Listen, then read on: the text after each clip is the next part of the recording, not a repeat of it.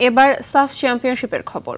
সাফ অনূর্ধ্ব ১৯ চ্যাম্পিয়নশিপের ফাইনালে শিরোপা ধরে রাখার মিশনে আজ ভারতের বিপক্ষে মাঠে নামছে বাংলাদেশ। অরুণাচলের গোল্ডেন জুবলি স্টেডিয়ামে ম্যাচ শুরু হবে সন্ধ্যা ৭টায়। শক্তিশালী ভারতের বিপক্ষে জয় নিয়ে ফিরতে নিজেদের শতভাগ দিতে প্রস্তুত টিম বাংলাদেশ। অন্যদিকে শিরোপা জয়ের লক্ষ্য নিয়ে মাঠে নামার আগে বাংলাদেশকে সমীহ করছে ভারত। বিস্তারিত মাহফুজুল ইসলামের রিপোর্টে। ট্রফি জয়ের স্বপ্নে বিভোর দু দলের কোচ ও অধিনায়কের আনুষ্ঠানিক ফটো সেশনের হাস্যোজ্জ্বল মুহূর্ত। কিন্তু এই হাসিটা শুধুই সৌজন্যতা, মাঠের লড়াইয়ে দু দলের কেউই কাউকে ছাড় দেবে না এক চুলো।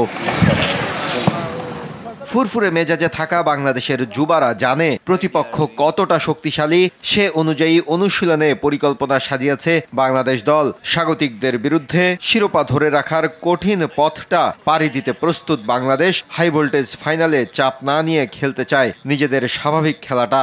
তো আমাদের ছেলেরা এই টুর্নামেন্টের প্রত্যেকটা ম্যাচেই আপনার ভালো ফুটবল খেলেছে এবং তারা এই টুর্নামেন্টে অনেক কিছু শিখতে পেরেছে। এখন তারা অনেকটা আত্মবিশ্বাসী এবং তারা ফাইনালের জন্য পুরোপুরিভাবেই প্রস্তুত। ইন্ডিয়া ভালো টিম, এটা আমরা সবসময় রেসপেক্ট করি, বাট আমরা এসেছি আমাদের লক্ষ্য পূরণ করার জন্য।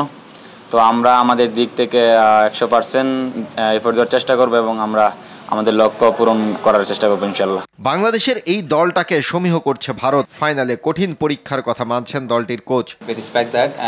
আমরা মনে করি বাংলাদেশ দারুণ দল, তাদের বিপক্ষে জয় নিয়ে ফেরা খুব সহজ হবে না, তবে আমরা আমাদের লক্ষ্যে অবিচল।